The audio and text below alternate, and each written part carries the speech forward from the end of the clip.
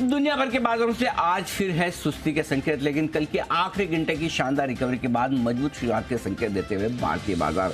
मजबूत शुरुआत के बाद कैसा रहेगा एक्शन, क्या होगी रेंज और क्या करें आप, इस पर रहेगा खास फोकस। स्वागत है आप सबका मिडवीक सेशन में। नमस्कार, आज आपको याद रहा। नमस्कार, मैं हूं दीपांशु भंडारी। आज जब और कुछ है ना याद रखने लायक होना तो फिर यही याद रख लेना चाहिए। कुछ तो याद रखे, बिल्कुल। बाकी मार्केट में ठंडा माहौल। आप अगर कह रहे हैं कुछ तो याद रखें तो आपको तो लेवल्स भी रटे हुए हैं, कब क्या हुआ था, कौन से दिन टच हुए थे। बट हाँ, लेवल्स के लिहाज से ग्लोबल मार्केट्स में थोड़ा इंटरेस्टिंग एक्शन बात करनी है। लोगों को लगेगा देख के कि शायद तो कुछ नहीं हो रहा, लेकिन बहुत कुछ हो रहा है। और कभी है ना, मतलब सिर्फ ऐसे सामने जो दिख रहा है वही ना दिखे, थोड़ी ताकाजाकी कर लेनी चाहिए। जरा अंदर झांक कर देखें क्या चल रहा है। और आज हम थोड़ा आपको अमेरिकी बाजारों के बारे में झांक कर बताने वाले हैं कि अंदर क्या चल रहा है। सो अंदर क्या चल रहा है उससे पहले फिलहाल आज के ट्रिगर से एक बार देख लें, उसके बाद थोड़ा अंदर की बात करेंगे। नेस्डेक लगभग 10 महीने की ऊंचाइयों पर है, और नेस्डेक तो 14 महीनों की ऊंचाइयों पर है, और S&P 500 लगभग 10 महीनों की ऊंचाइयों पर बंद होते हुए दिखे हैं, यानी कि बेहतरीन क्लोजिंग वहां पर होती हुई दिख रही है। हमारे बाजारों के संकेतों के लिहाज से आज से 478 शेयरों की सर्किट लिमिट बदली है, जिसमें कुछ इंटरेस्टिंग नाम है जो छोटी सर्किट की वजह से कम घटते या कम बढ़ते थे। लेट्स सी आज इनमें किस तरह का इम्पैक्ट होता है। कल आएगी RBI की पॉलिसी, उससे पहले आज MPC की बैठक का दूसरा दिन है, इस पर भी रहेगी नजर। और कल से एक IPO की जो शुरुआत हुई है खुला है, IPO लाइटिंग पहले दिन ही 1.5 गुना बढ़ता हुआ दिखा है। इसका भी एक बार फिर से विस्तार से विश्लेषण होगा आपके लिए, ताकि आपको ये पता चल सके कि एप्लीकेशन लगानी है तो कब, कितनी ज़्यादा। करेक्ट। ओके, तो बहुत सारी चीज़ों पर आपसे करनी है अनिल जी बातचीत।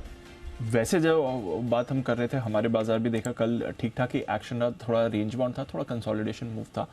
बट अमेरिकी बाजारों में भी अगर हम देखें, डाउ तो कुछ नहीं कर रहा है, बट डाउ के अलावा बहुत कुछ होते हुए दिख रहा है वहाँ पर। ये क्या हो रहा है वहाँ पर, जरा समझाइए। ये क्या हो रहा है, इसकी एक मैं आपको वाइब दिखाना चाहता हूँ, जिससे आपको अंदाजा लगेगा कि अब आपको क्या करना है। ये बात हम पिछले हफ्ते से ही शुरुआत कर रहे थे। डाउ छोड़ो, S&P देखो। ये आपने बोला भी था, लास्ट वीक भी बोला था। करेक्ट। सारा एक्शन डाउ के बाहर है, सारा एक्शन डाउ के बाहर है। डाउ देखोगे तो कभी जिंदगी में कुछ खरीद नहीं पाओगे। हाँ है ना। करेक्ट। और अमेरिका वाले खुद है ना डाउन ही देख रहे हैं, तो हम क्यों देखें?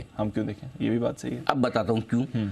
डाउ देख के हम रोज मूड बनाते बिगाड़ते, आज ऊपर खुलेगा, नीचे खुलेगा, ऐसा खुलेगा, होता नहीं है। क्यों नहीं होता है?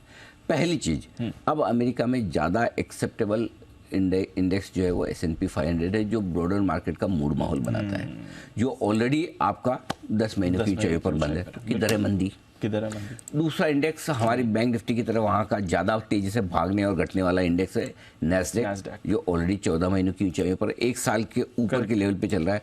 कहाँ है मंदी? और तीसरा एक इंडेक्स और दिखाता हूँ आज, इसलिए मैं कह रहा था कभी कभी सीधे सीधे सामने जो दिखे वो नहीं, ताक झांक कर लेने में भी फायदा है।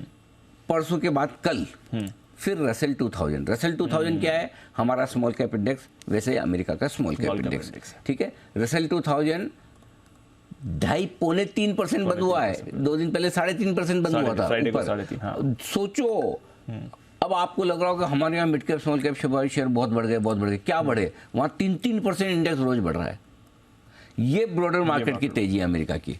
इसलिए कभी कभी है ना, एक इंडेक्स के बाहर निकल के उसके परे भी हमें देखना चाहिए। सो आई थिंक आज का सबसे बड़ा टेक अवे आपके लिए, जो जिसकी शुरुआत हमने पिछले हफ्ते की, सिर्फ डाउ देखकर मूड मत बिगाड़िए, या बहुत ज़्यादा 700 पॉइंट डाउ बढ़ जाए और फिर भी हम ज़्यादा ना बढ़ें, या 400 घट जाए फिर भी हम ना घटें। तो इसके लिए इसका कारण है, डाउ देखना छोड़िए, S&P देखना शुरू कीजिए। डे हाई पर S&P बंद हो रहा है, डे हाई पर आपका नेस्डेक बंद हो रहा है, कई महीनों की ऊंचाइयों पर बंद हो रहा है। सो ब्रॉडर मार्केट में अमेरिका भी खराब नहीं। और एक और चीज, जो लोग हमारे जनरेशन से अमेरिकी बाजारों से संकेत लेते आए, उनके लिए बड़ा मुश्किल होता है चेंज करना अपने आप को, कि अब हम अमेरिका को संकेत देंगे या हम अमेरिकी बाजारों के दम पे नहीं चलेंगे, क्योंकि आदत पड़ी हुई है। करेक्ट। लेकिन अब आप देखिए, अगर आप उस विचारधारा के हैं, एक जनरेशन पुराने लोग हैं मेरी तरह, जो ये सोचते थे कि अमेरिका के हिसाब से हम चलेंगे। मैं तो खैर नहीं सोचता, लेकिन मेरे जनरेशन के लोग सोचते हैं।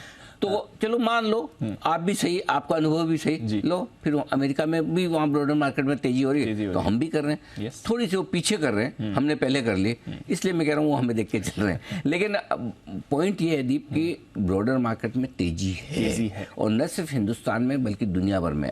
अमेरिका के डेटा मैंने आपको बता दिए। जापान देखिए 33 साल की ऊंचाइयों पर चल रहा है Japan. 33 years high, life high भले ना हो, जापान के लिए 33 साल की ऊंचाई भी कम नहीं है। क्योंकि जापान में तो पिछले बुल रन में 2 बार बुल रन जब दुनिया में आया, जापान वालों को तो आया ही नहीं बेचारों का। करेक्ट, जापान वालों की तो ऐसी हालत है, जिंदगी में तेजी नहीं देखी। उनको तो हमेशा पैसा लगाने के लिए दुनिया के बाहर के बाजार देखने पड़ते हैं। और एक बात और जापान के इन्वेस्टर्स के बारे में बड़ी वो चर्चित है कि जिस बाजार में वो निवेश करने के लिए पहुंचने, चाहे वो चीन हो, भारत हो या XYZ हो, कोई भी हो, वो सबसे लास्ट में जापान वाले आते हैं, टॉप पकड़ते हैं। हाँ, टॉप पकड़ने के लिए माहिर है। कि जब जापान का बड़ा पैसा आना लगता है तो लोग सोचते हैं अब। उसका रीजन भी है। उसका रीजन एक तो वो बड़े कंजर्वेटिव है, दूसरा उनकी रिटर्न एक्सपेक्टेशन बहुत कम है। मतलब डेट में तो जापान वाले इस तरह से पैसा लगाते हैं कि भाई हमारा है ना कैपिटल प्रोटेक्ट रहे, रिटर्न ना आए तो भी चलेगा। अब सोचो, मतलब इससे कम एक्सपेक्टेशन क्या हो सकती है? किसी को उधार दूं, मैं आपको उधार दूं और मैं दीप वापस पैसा दे देगा तो ठीक है, ब्याज नहीं देगा उतना ही चलेगा। हाँ, उतना ही ठीक है। दीप के पास सेफ पड़ा हुआ पैसा, मैं कहाँ संभाल के रखूं? ये तो उनकी थॉट प्रोसेस है। ऐसे में उनको अगर 4-5-6% का रिटर्न दिखा दो तो कूदने लगते हैं। तो 6%, 5%, हमारे रोज सर्किट मारते हैं स्टॉक 10-10% वाले, ऐसा। सो इसलिए जापान के इन्वेस्टर्स की बड़ी खासियत है, खूबी और कहावत भी है कि जापान वाले लास्ट में पहुंचते कहीं भी। हालांकि अब थोड़े समझदार हुए हैं, इंडिया में उन्होंने बहुत टाइम पहले से पैसा लगाया। हाँ, ये जरूर कि लास्ट में पहुंच के भी थोड़ा इंतजार कर लेते हैं और उसके बाद पैसा बन जाता है। तो ओवरऑल ग्लोबल मार्केट्स में जो अमेरिका से संकेत है दीप, मेरे हिसाब से तो बहुत बढ़िया है। बहुत बढ़िया ना? बढ़िया नहीं, बहुत बढ़िया है। इससे तो कोई, हाँ, मतलब अच्छी है। खाली डाउ देख के क्यों डिसाइड करें कि अच्छा है कि नहीं है? नारा डाउ छोड़ो, S&P देखो। ठीक है सर, आज से हम भी एनालिसिस में S&P भी देखो। इसमें एक चीज और है, हर वक्त आपको वो देखना है जिसके दम पर हमारे मार्केट ट्रिगर ले रहे हैं।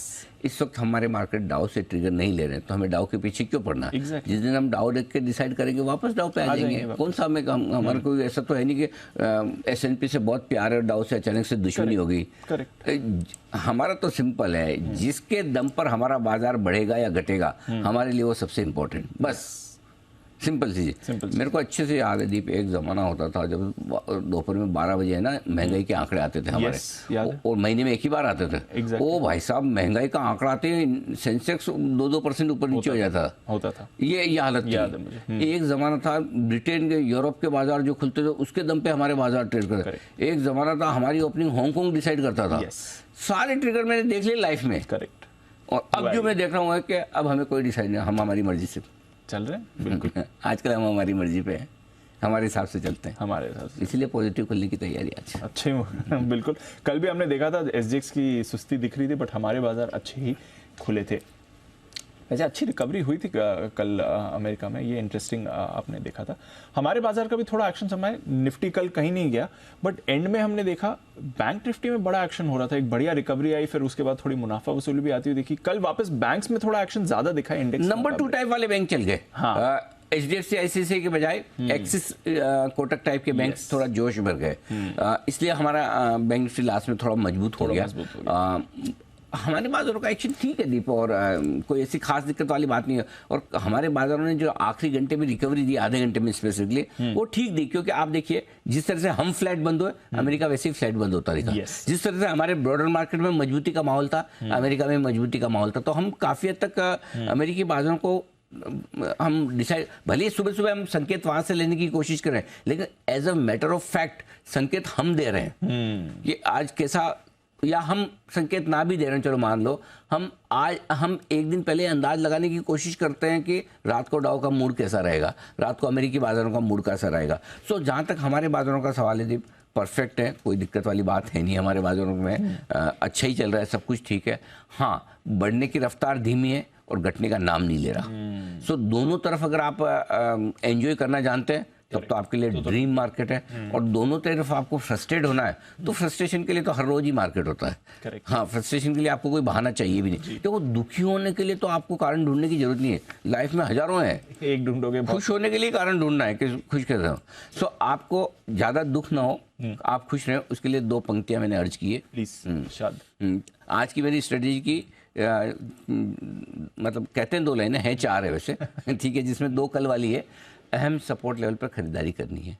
कल भी आपको 531 का लो बना, 18,475 435 की रेंज दी थी, 535 18,475 18,535 की रेंज थी, 531 के लो से घूम गया। तो रेंज में आए छोड़ना नहीं, ले लेना है। ऊपर में हाई रेंज पे प्रॉफिट बुकिंग भी करके वापस खड़े हो जाएं। एक दिन रेंज से बाहर निकलेगा, ऊपर या नीचे की तरफ। जिस दिन निकलेगा उस दिन मैं भी यही हूँ, आप भी यही हो, मार्केट भी यही है, स्क्रीन भी यही है। और जब निकलेगा ट्रेडिंग आवर्स में निकलेगा, 3:30 बजे के बाद नहीं निकलेगा। जब निकलेगा तो आप एक्शन ले पाओगे, ठीक है ना। इसलिए चिंता ना करें, जब तक रेंज में चल रहा है ऊपर में प्रॉफिट बुकिंग, नीचे में बाइंग, दोनों तरफ ट्रेड कर सकते हो। वेल एंड गुड, फैंटास्टिक, बहुत बढ़िया, यू आर टॉप मोस्ट, बहुत बढ़िया आदमी है। और अगर नहीं कर पाए तो बाय ऑन डिप्स। हाँ, जो आमतौर पर 80% 75% लोग बाय ऑन डिप्स करना चाहते हैं। आप अब जो 2 लाइन जिसके लिए मैंने बात की, पहली तो आपको याद हो जानी चाहिए, रट्टा मार के नहीं तो करा देता हूँ। जब तक 18,275 के नीचे निफ्टी बंद नहीं हो रहा तब तक तनाव मुक्त रहें। सोचना ही नहीं है मंदी, सोचना ही नहीं मंदी, ठीक है। और जो BTST पोजीशन रखते हैं सिर्फ रात में, उनके लिए 18,475 ओके। आजकल के लिए 18,475 के नीचे बंद हो तो आपको थोड़ा, बट लेवल जो इंपॉर्टेंट है वो यही 18,275 और 43,650 बैंक निफ्टी, 43,650 इसके नीचे बंद हो तो ही आपको सोचना कि मैं क्या करूं। सवाल में जब तक ये इसके नीचे बंद हो तब तक आपको पूछना भी नहीं, सोचना भी नहीं, कहना भी नहीं किसी को कि कुछ खराब हुआ है। गॉट इट, ठीक है, गॉट इट। अब ये तो नीचे की बात, एक लाइन और आज नहीं जो मैं जोड़ रहा हूँ वो ये है, जिस दिन आपको 18,665 के ऊपर बंद होता हो, देखिए यानी कि यहाँ से 65 पॉइंट ऊपर जहाँ कल आप बंद हुए, ठीक है, 66 पॉइंट, अगर 18,665 के ऊपर आज निफ्टी बंद हो जाता है और बैंक निफ्टी 44,500-550 के ऊपर बंद हो जाता है तो नई तेजी के लिए तैयार होगा। नई तेजी निफ्टी में लाइफ हाई के आसपास और इसके ऊपर पहुंचेगी, बैंक निफ्टी को 45,000 के आसपास पहुंचाने का काम करेगी। ये आप ध्यान में रखिए, ये सिंपल था। तो ये आज की 4 पंक्तियां मैंने आपके सामने पेश की। बिल्कुल सर, तो फोकस रहेगा, देखते हैं अगर वहाँ से आपको थोड़ा ग्लोबल बाजार में और हमारे बाजार में रिएक्शन दिखेगा, बट लेवल्स इंपॉर्टेंट आगे। बाय द वे, एक चीज़ आज की स्ट्रैटेजी बात करें उससे पहले एक चीज़ आपसे पूछना रहेगी, जब हम ग्लोबल और हमारे बाजारों की बात कर रहे थे, वर्ल्ड बैंक की तरफ से एक इंटरेस्टिंग डेवलपमेंट होते हुए दिखा है। ग्लोबल ग्रोथ का उन्होंने अनुमान बढ़ाया है, बट भारत के लिए अनुमान घटाया था। कह रहे हैं कि थोड़ा इन्फ्लेशन अभी भी प्रॉब्लम हो सकता है भारत के लिए, कच्चे तेल और रुपए की बात करी उन्होंने, बट एसेंशियली ग्लोबल ग्रोथ अनुमान बढ़ाया, हमारा थोड़ा घटाया। देखो, पहली चीज तो वर्ल्ड बैंक वालों को ये समझना पड़ेगा कि हमारी ग्रोथ नहीं आएगी तो ग्लोबल ग्रोथ बढ़ेगी नहीं। हाँ, ग्लोबल ग्रोथ बढ़ाने में हमारा योगदान कम नहीं है। ये नहीं कहता कि सबसे ज्यादा है, सबसे ज्यादा हम नहीं है, हम जानते हैं हम 5वें नंबर पे, लेकिन परसेंटेज में तो हमारी ग्रोथ बहुत मजबूत है और उस लिहाज से हम कंट्रीब्यूट करते हैं। तो ऐसा तो हो नहीं सकता कि भारत की ग्रोथ धीमी हो और दुनिया भर की ग्रोथ बढ़े। या तो उनकी नहीं, या तो हमारी बढ़ेगी या उनकी घटेगी, राइट दोनों तो साथ नहीं होगा, ठीक है, पहली चीज। दूसरी चीज, अगर ग्लोबल ग्रोथ होगी, एक सिंपल सी चीज है दीप, हमारी इकोनॉमी में कोई प्रॉब्लम है नहीं, बाहर प्रॉब्लम है छोटी मोटी है। हमारी कंपनियां जिनका बिजनेस मैक्सिमम, अच्छा पिछले 2 महीने में सबसे खराब प्रदर्शन हमारे यहाँ किसने किया? IT ने। IT कहाँ से आता है धंधा? ग्लोबल, बाहर से। अगर आपका ग्लोबल अच्छा करेगा तो हमारी IT, फार्मा, मेटल अपने आप अच्छा करने लगेगी, तो हम तो और अच्छे हो जाएंगे। हमारे जो कंपनियां हिंदुस्तान में बिजनेस कर रही है, वहां तो समस्या ही नहीं है ना भाई, डोमेस्टिक में तो नहीं है। आप अच्छा करो, हम तो चाहते हैं सब अच्छा करें। एग्जैक्टली। अगर बाहर वाले सब अच्छा करेंगे तो मेरे 3 सेक्टर और चल पड़ेंगे भाई। Correct sir. तो मेरे लिए तो और अच्छा है, और अच्छा है। और अगर आपसे अच्छा होगा तो हमारा तो अपना अच्छा, हम हमारा देख लेंगे। इसलिए वर्ल्ड बैंक का जो अनुमान घटाने का जो आइडिया ना, वो मुझे ज्यादा पसंद आया नहीं है, सही बताऊं। क्योंकि अगर वो अच्छा करे तो हम अच्छा करेंगे, और अगर हम अच्छा करेंगे उसके बाद आप अच्छा करो ना करो आपकी मर्जी, हमारा तो अच्छा होना है। हमारा अच्छा होना, हम तो आइदर सिचुएशन में बेटर करेंगे।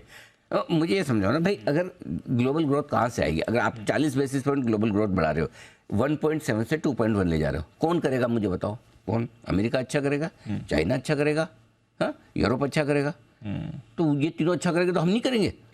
हम लोकल तो कर ही रहे हैं, हमारे तो हमें बाहर से तो हमें भी और चाहिए, तो हम और अच्छा कर लेंगे, तो हमारी ग्रोथ कम नहीं होगी। अगर होगी तो आपकी भी होगी। हाँ, ये जान लो। हाँ हाँ ये आइडिया ठीक नहीं है, पता नहीं किस हिसाब से लिखी रिपोर्ट, भगवान जाने। लेकिन बंगा साहब तो अभी परसों ही आए, तो उनके पहले की लिखी हुई होगी रिपोर्ट, पहले से ही तैयार होगी। ठीक है सर। तो इसलिए कोई मैं इसको ज़्यादा भाव दे नहीं रहा, इसको ना। ठीक है सर, गॉट इट। बट चलिए, डेवलपमेंट है तो इस पर एक बार फोकस पे। हाँ नहीं, एकेडमिक पर्पज से वी मस्ट लर्न इट, पढ़ना चाहिए, देखना चाहिए, नॉलेज के लिए अच्छा। कई बार क्या होता है, कुछ बड़े बड़े आंकड़े होते हैं ना, जिनसे पैसे नहीं बनते दीप, लेकिन ना 4 लोगों के बीच में ज्ञान चर्चा में बड़े काम आते, चर्चा में काम आते हैं। आप जैसे 2-3-4 डायलॉग ग्लोबल मार्केट के मारो, ग्लोबल ग्रोथ के मारो ना, मालूम है इसको, आदमी पढ़ा लिखा लगता है यार। हाँ, तो ये कभी कभी ऐसे 2-3 फंडे याद रखने का, 4 दोस्तों के बीच में ना दो मार के फिर चुप हो जाने का। बोले यार बड़ा इंटेलेक्चुअल आदमी, 4 बात बोला लेकिन चारों काम की बोला। बोले उसको इतनी रट्टा मार के आया था। यही आता था बस। रट्टा इतना ही मार के आया था, इसलिए 4 के बाद चुप हो गया। वो पुरानी कौन सी कहावत है ना, मौनम मूर्खस्य भूषणम। जो लोग मूर्ख होते हैं उनका आभूषण है चुप रहना। मतलब आप मूर्ख आदमी जितना चुप रहेगा उतना अच्छा दिखेगा, जैसे मुंह खोलेगा सबको पता कुछ ना कुछ ऐसा ही बोलेगा। तो इसलिए तो चलिए, ये हमारी ग्लोबल ग्रोथ आज का सेटअप। आइए, ग्लोबल संकेत न्यूट्रल से हल्के पॉजिटिव साइड पर हैं, एफआईएस के संकेत न्यूट्रल से हल्के पॉजिटिव साइड है, वायदा कारोबार के संकेत लोकल फंड्स के संकेत न्यूट्रल से हल्के नेगेटिव साइड पर है, इसलिए मैंने तीनों को न्यूट्रल लिखा है। न्यूट्रल से दोनों एक नॉच ऊपर है और डीआईएस के एक नॉच नीचे।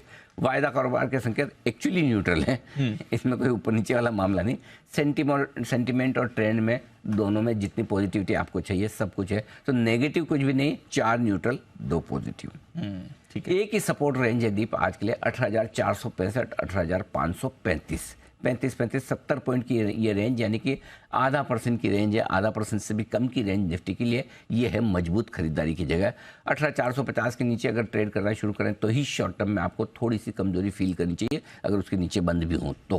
ठीक है, ऊपर की तरफ 18,640 660 इस रेंज में खुलकर हम देखेंगे कि हमारे में कितनी और ताकत है। 662 का हाई हमने इस रनअप में बनाया है, उसके ऊपर निकल कर टिके तो 18,690 18,750 तक जाने की कोशिश निफ्टी की हो सकती है। वहाँ आप चाहें तो प्रॉफिट बुक करें, ज़्यादा जोर लगा के फाड़ फूड़ के शॉर्ट करने की जरूरत नहीं, क्योंकि 18,665 के ऊपर निकल कर टिकने पर और बंद होने पर एक नया ब्रेकआउट आने की तैयारी आपकी बनेगी, ये ध्यान रखें। क्योंकि आपने 18,662 का हाई 30 मई को बनाया था, आज है 7 जून, हफ्ते भर बाद आप उस हाई को पार करने की कोशिश कर रहे हैं, तो इसलिए उसके बाद ब्रेकआउट पे ज़्यादा जोर से शॉर्ट करने का सोचे ना, मुनाफा वसूली की जगह वो बनेगी। Got it sir. Bank Nifty 44,000 44,075 ये पहला सपोर्ट जोन है आपके लिए, और उम्मीद करें कि आज 44,000 के नीचे ट्रेड ना करें, संभावना भी पूरी है। गलती से बाय मिस्टेक अगर गया 43,825 43,950 अगला मजबूत खरीदारी की जगह वाला रेंज होगा। ऊपर छोटी सी रेंज है जहां आप खुलेंगे और खुलने के बाद ताकत आजमाइश करेंगे 44,275 44,325 44,275 44,325 ये रेंज है जो ऊपर की तरफ की आपकी बनकर आती। पार करके निकले टिके तो 44,425 44,500 प्रॉफिट बुकिंग जोन है। मैंने आज इसके ऊपर का लेवल दिया नहीं, क्योंकि देखो 44,500 के ऊपर निकल कर टिक गए, बंद हो गए, तब तो हम फिर 45,000 के नीचे नहीं रुकना चाहते। फिर 45,000 अगला बड़ा टारगेट, जो 44,900 पहुंचे, 45 पहुंचे, कहीं कहीं उसके आसपास पहुंच जाएंगे, यानी कि 1% की तेजी बैंक निफ्टी में वहां से बनेगी। फिर तो 44,500 इसलिए ऊपर की रेंज दी है। इस पूरी रैली में 30 मई को हमने 44,498 498 का हाई बनाया, वो ऊपर का लेवल आपके लिए आज के लिए। ठीक है सर। कल एफआईएस थोड़ा हल्का हुआ, बट पुट कॉल रेशियो थोड़ा सा ऊपर गया, हल्का सा ही ऊपर गया, बैंक्स में थोड़ा ज्यादा गया था। ठीक है, कोई चिंता की बात नहीं, आई एम ओके, कुछ वो नहीं, आई एम ओके। और विक्स भी कोई 2% बढ़ना ठीक है। स्टॉप लॉसेस के लेवल में ज़्यादा बदलाव है नहीं, रेंज बाउंड मार्केट में 18,450 इंट्राडे क्लोजिंग दोनों यही स्टॉप लॉस है जी। बैंक निफ्टी का इंट्राडे का स्टॉप लॉस थोड़ा ऊपर खींचा है दीप, कल 43,800 दिया था, आज बैंक निफ्टी का इंट्राडे स्टॉप लॉस 43,925 दे दिया है, और क्लोजिंग स्टॉप लॉस 43,650 चल रहा था, वही रखा है अभी, थोड़ा उसको मैं बदला नहीं है। किसी को छोटा रखना हो तो 43,800 भी कर सकता है, मेरे ख्याल से क्लोजिंग स्टॉप लॉस दूर ही रखो ना, क्या फ़र्क पड़ता है। शॉर्ट साइड का स्टॉप लॉस जो कल था वही आज है, अगर कल का आपको याद है तो आपको रिकलेक्ट करना चाहिए कि सही याद है कि नहीं। 18,675 इंट्राडे क्लोजिंग बैंक निफ्टी का ये, बैंक निफ्टी ये तो सबको रट्टा मार देगा।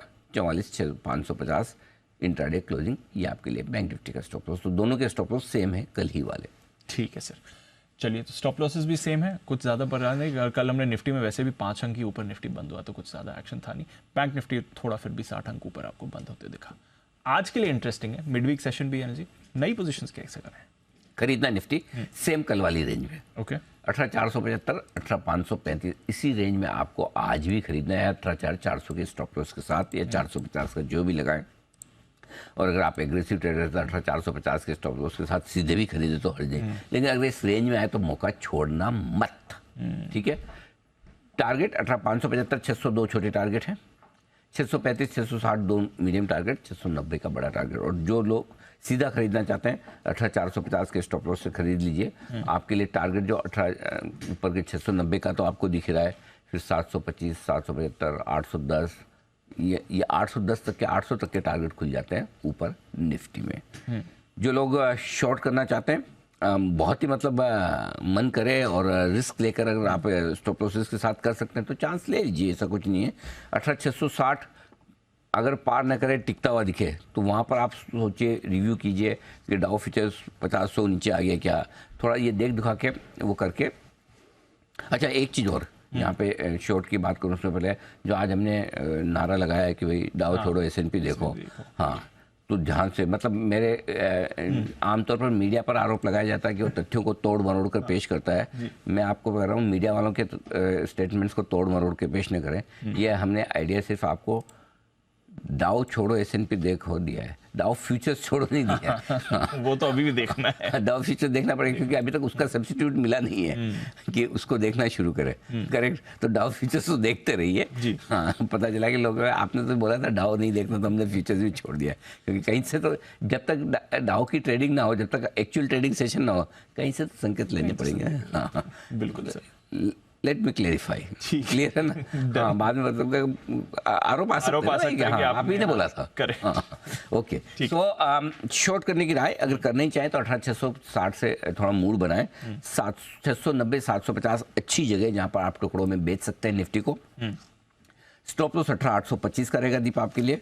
और टारगेट जो बनेंगे 18,640 और 602 छोटे टारगेट, 575 535 दो मीडियम टारगेट, 500 475 तक के final target. Thank you very much. Done. ठीक है सर। बैंक निफ्टी खरीदना है आज। बैंक निफ्टी में दो तरह की स्ट्रेटजी, एक तो स्टैंडर्ड 43,825 44,025, ये 200 पॉइंट की रेंज है जिसमें आपको खरीदना है 43,825 44,025। 43,675 का होगा स्टॉप लॉस और टारगेट बनेंगे 44,075 125 दो छोटे टारगेट, 175 225 दो मीडियम टारगेट और 275 तक के फाइनल टारगेट के लिए इस रेंज में करनी है खरीदारी टुकड़ों में। दूसरा तरीका ये कि आप एग्रेसिव ट्रेडर के तौर पर 43,950 के स्टॉप लॉस के साथ सीधे खरीद लीजिए, ठीक है। 43,950 का स्टॉप लॉस है, 43,950 के स्टॉप से जब खरीदे तो 44,225 और 44,275 दो छोटे टारगेट है, 44,325 44,425 दो मीडियम टारगेट है, 44,475 और 44,500 तक के बड़े टारगेट के लिए आज के हिसाब से। लेकिन अगर गलती से 44,500 के ऊपर निकल कर टिकता करता है तो फिर ये सारे अलग ही रेंज वाले मामले हो जाएंगे, तब आपको ध्यान में रखना है। तो बैंक निफ्टी में दोनों तरह के ट्रेडर्स के लिए खरीदारी करने की राय। अब आइए शॉर्ट करने की राय। शॉर्ट करना है कर सकते हैं, 44,400 44,500 में एक शॉर्ट करने का चांस लेना चाहिए। मैं ये कहूँगा लेना चाहिए, कोई दिक्कत नहीं, ऊपर में करिए यहाँ पर, ठीक है। 44,400 500 में एक बार भेज दीजिए, 44,550 या 600 जो आपको ठीक लगे वो एक स्टॉप लॉस लगा लीजिए। 44,325 44,250 दो छोटे टारगेट हैं, 44,175 125 दो मीडियम टारगेट है, 44,075 और 44,025 तक के फाइनल टारगेट के लिए। थैंक यू बिकवाली का। दोनों काम करिए, दोनों काम करिए। बैंक निफ्टी में ऊपर में एक बार 44,500 के आसपास बेचने में हर्ज नहीं है, स्टॉप लॉस के साथ लेकिन। ठीक है सर, चलिए ये है आपके लिए पूरा का पूरा आज का सेटअप और इंपॉर्टेंट लेवल्स। बैन लिस्ट में कोई बदलाव नहीं है sir. India bulls housing, India cements, Manappuram finance, तीनों में आपने तीनों स्टॉक्स बैन में है। अच्छा डेटा की बात करें, 3 दिन के बाद FIs की वापसी हुई है, कैश में थोड़ी कल खरीदारी। हाँ ऐसा कोई, इसलिए अपने 2-3 दिन से छोटे छोटे नंबर और FNO में तो खरीद रहे, तो ऐसा कोई टेंशन वाली बात ही नहीं। तो 386 करोड़ का कैश में खरीदा है, 556 करोड़ के स्टॉक फ्यूचर्स भी खरीदे, यानी 1000 करोड़ की स्टॉक्स में खरीदारी है। इसीलिए मैं बोला न्यूट्रल से पॉजिटिव साइड पर थोड़ा सा 919 करोड़ के इंडेक्स फ्यूचर्स बेचे, तो वो मिले जुले आंकड़े हैं।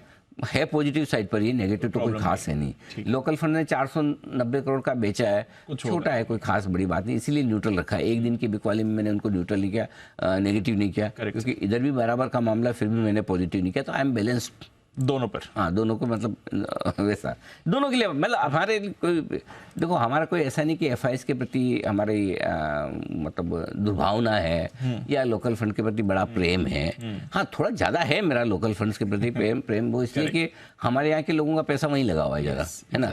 और एफआईएस थोड़े वो ईस्ट इंडिया कंपनी टाइप हैं, हमारे यहाँ से कमा के बाहर ले जाते हैं, है ना, वैसा है। इसलिए मेरा थोड़ा प्रेम इधर ज़्यादा है लोकल फंड्स की तरफ, तो इसलिए उनकी खरीदारी आती है, वो पैसा बनाते हैं तो मुझे ज़्यादा अच्छा लगता है। But nonetheless money is money, जो भी पैसा लगाए मार्केट तो उससे चलता है, मार्केट पैसे से चलता है।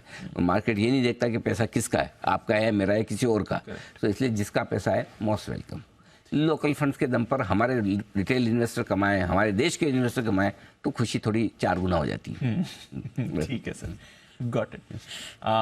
वायदा कारोबार के लेवल्स 18,500 नीचे की तरफ ये सपोर्ट है इम्पोर्टेंट। 1 करोड़ शेयरों का ओपन इंटरेस्ट है और 18,600 1 करोड़ शेयरों का ओपन इंटरेस्ट, जहां पर कल आप बंद हुए हैं। सो 18,600 मेक और ब्रेक ट्रेंड डिसाइडर है, 18,500 स्ट्रॉन्ग सपोर्ट है, 18,700 पर 84 लाख शेयर है, हल्की फुल्की रुकावट, क्रिस्टल क्लियर डेटा, कोई टेंशन नहीं। बैंक निफ्टी 44,100 ये 100 पॉइंट की रेंज, मजबूत सपोर्ट। 44,000 पर 41 लाख शेयरों का ओपन इंटरेस्ट है, 44,100 पर 24 लाख शेयरों का पुट में ये सपोर्ट हो गया। 44,200 पर हाईएस्ट ओपन इंटरेस्ट है 35 लाख शेयरों का, और आप 44,200 पे कल बंद हुए, ऊपर खुलेंगे अगर तो 44,200 आपका ट्रेंड डिसाइड हो गया। नीचे 44,000 पर सपोर्ट है, ऊपर 44,400 44,500 पर थैंक यू वाली फीलिंग आएगी आपको प्रॉफिट बुक करने की। वायदा कारोबार का डेटा एकदम क्रिस्टल क्लियर। मैं इंतजार कर रहा हूँ दीप एक उस दिन का जिस दिन या तो ये नीचे की तरफ थोड़ी कमजोरी बढ़ाने के संकेत दे या ऊपर की तरफ मजबूती के और संकेत आए। अभी के मूड माहौल के हिसाब से लगता है कि संकेत ऊपर की तरफ के आने के चांसेस बहुत ज़्यादा हैं। और हम बाहर से मिल नहीं रहे, कल गवर्नर साहब दे देंगे, थोड़ी कमेंट्री सॉफ्ट करे, अच्छा बोले, मजा आएगा। बोले कि देखो हमने पोज लेके जो पिछली बार डिसीजन लिया था बहुत अच्छा था, बस इतना बोल दे। और इस बार तो पॉज करनी, लेकिन हमें बहुत कॉन्फिडेंस आ रहा है महंगाई को लेकर, 4% तो आ ही जाएगी, चिंता मत करिए। अब तो ग्लोबली भी सब चीज़ें ठीक हो रही है और अमेरिका भी रिसेशन में नहीं जा रहा है। हो गया काम हमारा, हमारा काम हो गया, बस इतना गवर्नर साहब बोल दे, बस इससे ज़्यादा नहीं चाहिए। ठीक है, चलिए इंतज़ार रहेगा। ऐसे दमदार पैनल कल के लिए हमारा तैयार है, जो आपको 9:45 बजे से पॉलिसी कवरेज भी देंगे। ओके, आज कोई स्टॉक्स नहीं सर रडार पे? स्टॉक्स कोई ऐसे खास मिल नहीं रहे। टोरेंट पावर पर मेरी नजर है, आज इन्होंने महाराष्ट्र सरकार के साथ बड़ा करार किया, 25,000 करोड़ का करार किया है। लेट्स सी, 2-3 दिन पहले एक्शन में भी था, पिछले हफ्ते थोड़ा एक्शन में भी आया। ये एक स्टॉक है जो थोड़ा इंटरेस्टिंग दिख रहा है। बाकी छोटे मोटे स्टॉक हैं ही, चलते रहेंगे। आईपीओ पे थोड़ा आप चाहें तो फिर हम एक बार फिर से रिव्यू कर लेंगे, 9 बजे करना चाहिए सर, कर लेंगे बिल्कुल। नहीं, आई थिंक एक बार करते हैं 9 बजे एलजी से आईक्यू लाइटिंग आईपीओ पर फिर से करेंगे चर्चा आज। आइए बाकी कौन से स्टॉक्स हैं आज फोकस में, ट्रिगर्स क्या कह रहे हैं और ब्रोकर रिपोर्ट्स कौन सी ये भी जान लेते हैं। अरमान, नुपुर, आशीष तीनों हमारे साथ तैयार। मॉर्निंग अरमान, बताएं आज के ट्रिगर्स और खबरें क्या हैं। जी गुड मॉर्निंग। सबसे पहले आईपीओ की बात करें तो दिव्य टॉक ट्रांसफर, जिनका आईपीओ का जो लॉक इन पर डे 50% का जो लॉक इन एंडिंग है वो खत्म होता हुआ दिखेगा। मारुति सुजुकी जो है वो जिमनी जो लॉन्च करने जो करी है ऑलरेडी, उसके जो प्राइसेस है वो जो है वहाँ पर बताएंगे। एक्स डेट टाटा पावर, यहाँ पर फाइनल डिविडेंड है 2 का। चेंज इन प्राइस बैंड है, लगभग 478 स्टॉक्स ऐसे हैं जिनका अगर आप देखें सर्किट चेंज हो रहा है, जिसमें 5% से 20% में आरवीएनएल अडानी पावर है, और इंक्रीज करें तो वहाँ पे 5% से 10% में अगर कुछ नाम दिखे तो उसमें अडानी ट्रांसमिशन, अडानी बिलमार और अडानी ग्रीन है। सुबह 10:30 बजे कैबिनेट सीसीईए की जो है बैठक होने वाली है। और अगर आप बात करें आईसीसी वर्ल्ड टेस्ट चैंपियनशिप, जो आज से जो है वो आज से मैच जो है इंडिया ऑस्ट्रेलिया का चालू हो जाएगा। आईपीओ आईक्यू लाइटिंग का टाइम कितना बजे रखा है सर? मैं वही चेक कर रहा था, मेरे को पता था आप पूछोगे पर या 3 बजे के पहले जो मार्केट में वो ब्रेकआउट आता है कई बार, 3 बजे ये लेवल पार होना चाहिए। 3 बजे का ही टाइम रखा है। अच्छा, वो देखो भाइयों, ऐसा है कि ये है टेस्ट मैच 5 दिन का, तो 3 से 3:30 छोड़ देना, मत देखना। नहीं देखना 3:30 मार्केट बंद होने के बाद तब देखना। वैसे Anil ji, I don't think आखिरी बार ऐसा हुआ जब टेस्ट मैच के लिए इतना एक्साइटमेंट हो। हाँ वो ये फाइनल है ना, ये फाइनल है, फिर भी मतलब टेस्ट मैच है 5 दिन है, बट एक्साइटमेंट है इसके लिए। नहीं, उसका एक रीजन और भी है, और दुनिया भर में कहीं कोई क्रिकेट चल नहीं रही आजकल। और कोई ऐसा बड़ा स्पोर्ट, मेन्यू और मैन सिटी का भी मैच हो गया, अब सब तो हो गए, अब कुछ बड़ा ऐसा बचा नहीं। फ्रेंच ओपन शायद चल रही है, फ्रेंच ओपन चल रहा है, लेकिन फ्रेंच ओपन में आजकल लोगों का थोड़ा इंटरेस्ट कम हो गया। ये वो क्ले वाला है ना। हाँ, और पुराने लोग ज्यादा है नहीं, फेडरर है, अब नए हीरो बनने में थोड़ा सा टाइम लगेगा, इसलिए यही बचा है हमारे पास। नहीं देखेंगे। और फिर हमारी अपनी टीम, हमारी टीम है ऑफ कोर्स सर, फाइनल है, जीतेंगे। शर्मा जी की लग गई कल, हाँ चोट हाथ में, अंगूठे में, देखते हैं क्या होगा। ठीक है जी, अरमान बताइए। हाँ जी, आईपीओ अपडेट के हिसाब से आईक्यू लाइटिंग आईपीओ जिसका डे 1 जो है वहाँ पर पूरा होता हुआ दिखा है। अपडेट देखें तो वहाँ पर लगभग 1.6 टाइम्स जो है वो बढ़ता हुआ दिखा है, जिसमें क्यूआईबी का पोर्शन 30% और एनआईएस का लगभग 3 गुना जो है वो बढ़ता हुआ दिखा है। खबरों के हिसाब से ट्विन पावर यहाँ पे महाराष्ट्र सरकार के साथ इनको लगभग 27,000 करोड़ के निवेश के लिए एमओयू किया है। और महाराष्ट्र में अगर आप देखें 5700 जो मेगावाट के 3 जो है pumped storage hydro project develop करने के लिए एमओयू किया गया है। जीआर इंफ्रा यहाँ पे लगभग 870 करोड़ के हाईवे प्रोजेक्ट के लिए एनएचएआई के साथ इन्होंने कंसेशन एग्रीमेंट किया है। और अंत में बैंक ऑफ महाराष्ट्र की बात करें तो वो क्यूआईपी के लिए लगभग 28.5 प्रति शेयर का जो है इशू प्राइस तय किया गया है, जो कि अगर आप मौजूदा भाव देखेंगे तो लगभग उससे 6.5% के आसपास डिस्काउंट पर है। फ्लोर प्राइस जो रखा गया है वो 29.98 से, जहाँ से जो भी अगर आप देखिए वो 5% डिस्काउंट पर है। ओके, तो ये है आपके लिए कुछ इंपॉर्टेंट ट्रिगर्स और खबरें। नुपुर, मॉर्निंग बताएं आपके पास कौन सी खबरें आज? Good morning. सबसे पहले बजाज फिनसर्व, जहाँ पे बजाज अलायंस जनरल इंश्योरेंस का मई के महीने का डेटा आते हुए दिखा, जहाँ पे मई में ग्रॉस डायरेक्ट प्रीमियम करीबन 11% बढ़कर आया वाई बेसिस पे पिछले साल के कंपैरिजन में, तो ये स्टॉक फोकस में रहने वाला है। साथ ही साथ जनरल इंश्योरेंस कंपनी का भी मई का जो डेटा है, प्रीमियम का डेटा, वो सामने आया है, जहाँ पे आईसीआईसीआई लोम्बार्ड 21% की ग्रोथ यहाँ पे दिखा रहा है प्रीमियम में। न्यू इंडिया एश्योरेंस 10% की ग्रोथ है वाई बेसिस पे, और स्टार हेल्थ इंश्योरेंस यहाँ पर भी स्ट्रॉन्ग ग्रोथ आती दिखी है, 16% की ग्रोथ वाई बेसिस पर नजर आ रही है। तो ये सारे के सारे स्टॉक्स आज फोकस में रहने वाले हैं। जीएमआर एयरपोर्ट्स, जहाँ पे सब्सिडरी जो है कंपनी की हैदराबाद इंटरनेशनल एयरपोर्ट, उसका ILP core ventures private limited के साथ बिक्री के लिए करार किया गया है।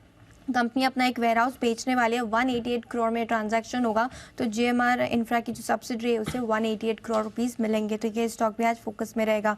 आरसीएस, जहाँ पे 2 गैस टर्बो जनरेटर की खराबी के चलते कंपनी को एक बेनिफिट मिल रहा है, जहाँ पे आर्बिट्रेट के कंपनी के पक्ष में फैसला भी सुनाया है, जहाँ पे कंपनी को 173 करोड़ का भुगतान करने का निर्देश दिया गया। तो ये स्टॉक भी फोकस में रहने वाला है।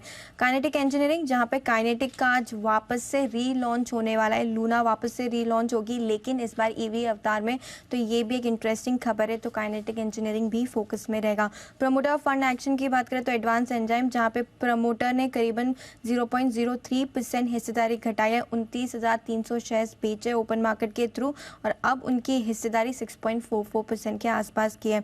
बल्क डील में आईएफबी इंडस्ट्री, जहां पे सोलिटर जनरल ने करीबन 3 लाख शेयर्स खरीदे 0.74% 800 के भाव पर, तो ये भी स्टॉक आज फोकस में रहने वाला है। ओके, तो ये है आपके लिए सारी की सारी आज की खबरें। आइए ब्रोकरेज पर डालते हैं नजर। FIR,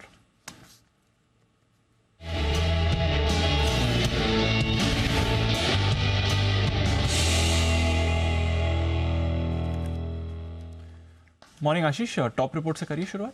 good morning Deepanshu. सबसे पहले देखिए दिग्गज रिलायंस इंडस्ट्रीज यहाँ पर रिपोर्ट रही है गोल्डमैन सैक्स की तरफ से, जहाँ पर खरीदारी किराए को बरकरार रखा है।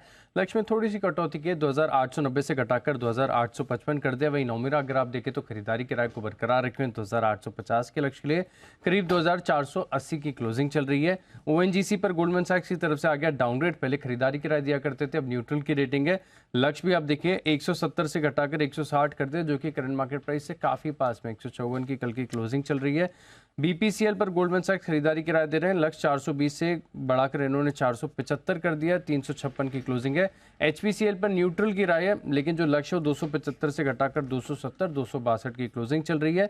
इंडियन ऑयल पर भी देखिए न्यूट्रल की रेटिंग और लक्ष्य 80 से बढ़ाकर 85 कर दिया, हालांकि स्टॉक चल रहा है करीब करीब 90 रुपए पर। आईटीसी पर इंटरेस्टिंग रिपोर्ट्स हैं। जेपी मॉर्गन ने इनके सीएफओ के साथ मुलाकात की, इसके बाद ओवरवेट की रेटिंग के साथ रिपोर्ट निकाली है, 475 का टारगेट दिया है, 443 की क्लोजिंग चल रही है। और मान रहे कि रूरल में देखें तो एफएमसीजी ग्रोथ काफ़ी स्ट्रांग देखने को मिल रही है। एफएमसीजी बिजनेस ओवरऑल काफ़ी बढ़िया कर रहा है, इसके चलते भरोसा पूरी तरीके से बना हुआ है। कैनफिन होम्स जेफरीज खरीदारी किराए दे रहे हैं, लक्ष्य 705 से बढ़ाकर 850 कर दिया है, 718 की क्लोजिंग है।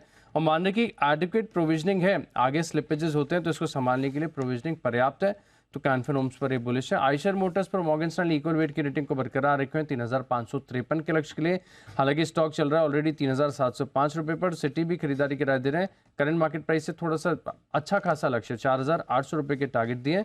अशोक लेलैंड पर जेपी मॉर्गन ने ओवरवेट की रेटिंग को बरकरार रखा 175 रुपए के लक्ष्य के लिए। और मान रहे कि एमएचसीवी सेगमेंट में आप देखिए 10 से 12% की ग्रोथ देखने को मिल सकती है। ऑलरेडी 35% का बढ़िया मार्केट शेयर होल्ड करते हैं। 175 का टारगेट है, 150 की क्लोजिंग। ओके, तो ये है आपके लिए कुछ टॉप रिपोर्ट्स। और कौन सी रिपोर्ट्स लेकर आए आशीष? दीपांशु, एचयूएल यहाँ पर नोमेरा की तरफ से रिपोर्ट आई है, खरीदारी की राय को बरकरार रखा है 3025 रुपए के लक्ष्य लिए। 2691 की क्लोजिंग चल रही है। मान रहे कि ग्रेजुअल अपटेक देखने को मिल रहा है ग्रोथ और मार्जिन में, यहाँ पर काफी बड़ी इंप्रूवमेंट है। वहीं मैक्वायरी भी आउट परफॉर्म की रेटिंग को बरकरार रखे हैं 3050 रुपए का, इनसे 25 रुपए ऊपर का लक्ष्य दिया है। भारतीय एयरटेल पर मॉर्गन स्टैनली इक्वल वेट की ओवरवेट की रेटिंग को बरकरार रखे 870 के लक्ष्य के लिए, 829 की क्लोजिंग है। सन फार्मा पर मॉर्गन स्टैनली ने ओवरवेट की रेटिंग दी है, 1170 का टारगेट दिया। और नायका पर भी इंटरेस्टिंग रिपोर्ट है मॉर्गन स्टैनली की तरफ से, जहां पर ओवरवेट की रेटिंग को बरकरार रखा है 134 की क्लोजिंग, 188 का टारगेट है। और मान रहे कि काफी अच्छी ग्रोथ यहां पर ब्यूटी पर्सनल केयर सेगमेंट में देखने को मिल रही है। ई कॉमर्स इंडस्ट्री की तरफ से जो ग्रोथ आ रही है काफी अच्छी है, जिसके चलते 188 रुपए का टारगेट दिया है। Kotak Mahindra bank Morgan Stanley equal weight की रेटिंग को बरकरार रखे हैं 2215 रुपए के लक्ष्य के लिए। और अंत में जेएसडब्ल्यू स्टील, जहां पर मॉर्गन स्टैनली की तरफ से रिपोर्ट है, अंडरवेट की रेटिंग को बरकरार रखा है 580 रुपए का टारगेट दिया। हालांकि स्टॉक चल रहा है 713 रुपए पर। वहीं नोमेरा भी बेरिश है क्योंकि रिड्यूस की रेटिंग दे रहे 605 के लक्ष्य के लिए। ओके, तो ये है सारी की सारी रिपोर्ट जिन पर दिखेगा आज भरपूर एक्शन। आइए इसी एक्शन को बढ़ाते हैं आगे हमारे एक्सपर्ट्स के दमदार पैनल के साथ। बुधवार की सुबह स्वागत है सभी का pick of the day.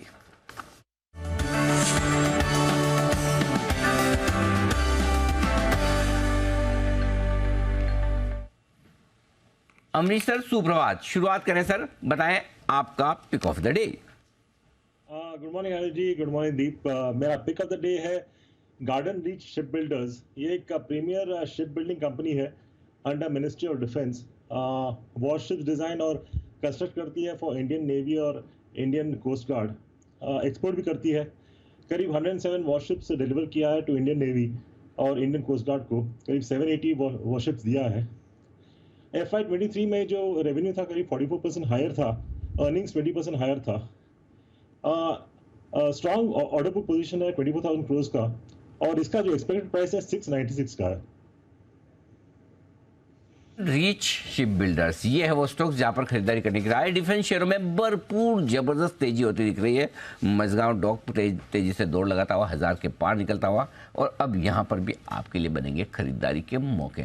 Good morning Bansal ji, बताइए सर आपको क्या पसंद है? Good morning Anil ji, good morning Deepanshu. Anil ji, ऐसा नहीं है कि वीकेंड पे ही ज़्यादा काम करते हैं, वीकडेज पे भी काम करते हैं और आज एक नहीं दो पिक्स हैं मेरे पास।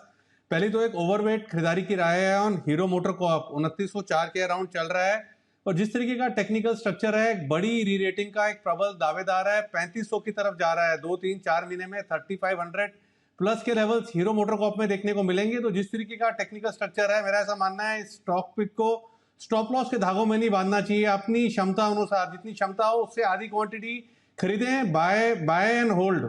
इसको बाय एंड होल्ड करें 2-3-4 महीने के लिए। 3500 प्लस के टारगेट देखने को मिलेंगे। और जिनको स्टॉप लॉस के साथ ट्रेड करना है उनके लिए है कोटक महिंद्रा बैंक। 1962 की कल की क्लोजिंग है, बेहतरीन टेक्निकल स्ट्रक्चर है। MSCI के रीशफलिंग के चलते स्टॉक गैप डाउन हुआ था। टेक्निकली ऐसा लगता है कि वो जो नीचे गिरा था, सारी जो सेलिंग थी वो एब्जॉर्ब हो चुकी है। 1930 का स्टॉप लॉस लगाना है, 1930 का स्टॉप लॉस। 2003 के टारगेट के लिए कोटक महिंद्रा बैंक पे खरीदारी की राय है। ओके, 2003 तक के टारगेट के लिए करनी है कोटक बैंक में खरीदारी और हीरो मोटोकॉर्प पे करनी है बड़ी खरीदारी के संकेत। और लगातार हीरो मोटोकॉर्प पर हम भी बुलिश होते हुए आपने रिसेंटली कहा ही है, ये डबलर दिख रहा है आपको? ये DLF टाटा मोटर्स दूसरा एक ही बन सकता है। दीप, इस स्टॉक को जिन लोगों को रिसर्च करने में इंटरेस्ट है उनको पढ़ना चाहिए। मैं ऑलरेडी इस पे काफ़ी कुछ काम कर भी चुका हूँ, कल भी पढ़ा हूँ। पिछले 6 महीने से लगातार मार्केट शेयर बढ़ा है। चुपचाप धीमे धीमे 29% से मार्केट शेयर 35% कर दिया है स्टॉक ने। और हालांकि 6 महीने में नीचे से 500-600 रुपये चला भी है, 2400 से 2900 हुआ है, लेकिन अभी भी इसका लाइफ हाई 4200 हुआ है। तो मतलब ये एक और स्टॉक है जो आपको ITC मोमेंट दे रहा है। Correct sir. DLF मोमेंट दे रहा है, जो यहाँ से 3500 रुपये के जो टारगेट दिए हैं, बंसल जी को कुछ समय बाद बड़ा पछतावा होगा ये 3500 रुपये के टारगेट के लिए। बहुत छोटे दिए, बहुत छोटे दिए। हो सकता है तब तक रिवाइज भी कर ले, ऐसा नहीं है, बंसल जी रिवाइज भी कर सकते हैं। टाइम होराइजन बढ़ सकता है, टारगेट बढ़ सकता है। बंसल जी ने कहा है कि इनको स्टॉप लॉस के धागों में ना बांधे, मैं बोलता हूँ स्टॉप लॉस की रस्सी में ना बांधे धागा तो फिर भी टूट जाए, रस्सी टूटे। जी बंसल जी। देखिए अनिल जी, पछतावा नहीं होता अनिल जी, अभी लोग लग जाएंगे। जब देखिए आपने ना 2023 की शुरुआत से पहले टाटा कम्युनिकेशन और डीएलएफ पे खरीदारी की राय दी थी अनिल जी। तो उसके बाद अनिल जी मैंने अपने जन्मदिन के अवसर पर सोशल मीडिया पर डीएलएफ और टाटा कम्युनिकेशन शेयर करा, तो लोगों ने अनिल जी ट्रोल करना शुरू करा कि गुरु चेला रिकमेंड कर रहे हैं, जैसे कंपनी के साथ डील, ऐसा ऐसा अनिल जी लिखा। अब उनको क्या पता कि अनिल जी को लोग गुरु मानते रहे, वो अपने आप को गुरु मानते ही नहीं है। मतलब कि उनको बोलो कि मैं आपका चेला हूं तो वो मानते ही नहीं है, वो अब कहते हैं कि मार्केट ही सबसे बड़ा गुरु है। तो अनिल जी लोग ही ट्रोल करेंगे अनिल जी। और मेरे अभी के टारगेट अनिल जी 3500 के हैं। तो अनिल जी पहले तो जैसे ही समय मिलेगा मेरी वो ऑफिस में जो टीम है अनिल जी उनकी क्लास लगी जाएगी, क्योंकि वो बैठे हुए हैं आपकी चीजों को ठीक से नोट करके बताने के लिए। उन्होंने तो बताया नहीं अनिल जी कि आपने इसके हीरो मोटोकॉर्प के डबल के टारगेट दिए हुए हैं। नहीं, टारगेट डबल के नहीं, मुझे अभी पता चला अनिल जी, बीच में कुणाल जी को डिस्ट्रैक्ट करते हैं। तो ये अनिल जी डबल के टारगेट जो मिस हुए हैं इसमें मेरी गलती नहीं है, नहीं कुणाल जी की गलती। अनिल जी बहुत तंग करते हैं मुझे ऑन एयर वो। नहीं तो कुणाल जी की गलती है, तो आपकी टीम की गलती है। मैंने डबल के टारगेट दिए नहीं है अभी तक। मैंने ये कहा कि ये स्टॉक पिछले 5 सालों में इस स्टॉक ने कुछ भी नहीं किया है, और अब इस स्टॉक में जो बेहतर होने के संकेत आ रहे हैं। एक झटका हीरो को लगा था जब ये होंडा और हीरो दोनों अलग अलग हुए थे, उसके बाद कुछ समय लगा, हीरो वापस से जबरदस्त एक्शन में आ गया। सिमिलरली अब जो बीच में थोड़ा सा इनका मार्केट शेयर गया था, थोड़ी इशू आए थे, वो सारे अब दूर हो चुके। तो अब यहाँ से मजबूत होने के पूरे आसार हैं। तो बिल्कुल आपकी टीम और कुणाल जी एकदम परफेक्ट काम कर रहे हैं। बंसल जी जरा भी शक ना करें, और फिर भी चाहे तो कुणाल जी अपनी सफाई में कह सकते हैं। कुणाल जी सुप्रभात, बताएं सर अपनी सफाई में pick of the day.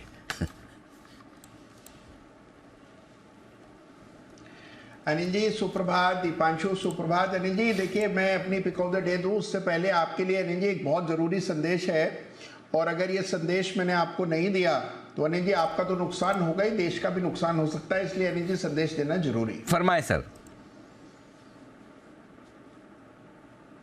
Anil जी देखिए, एक चाय की दुकान पर अनिल जी मैं चाय पीने अक्सर जाया करता हूं, तो अनिल जी वहां पर एक सज्जन मुझे मिले।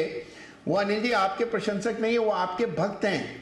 तो उन्होंने कहा है कि मैं अनिल जी का भक्त हूं, और उन तक ये संदेश पहुंचा दीजिएगा कि अनिल जी को चुनाव लड़ना चाहिए, राजनीति में आना चाहिए। देश में अनिल जी जैसे लोगों की कमी है राजनीति में।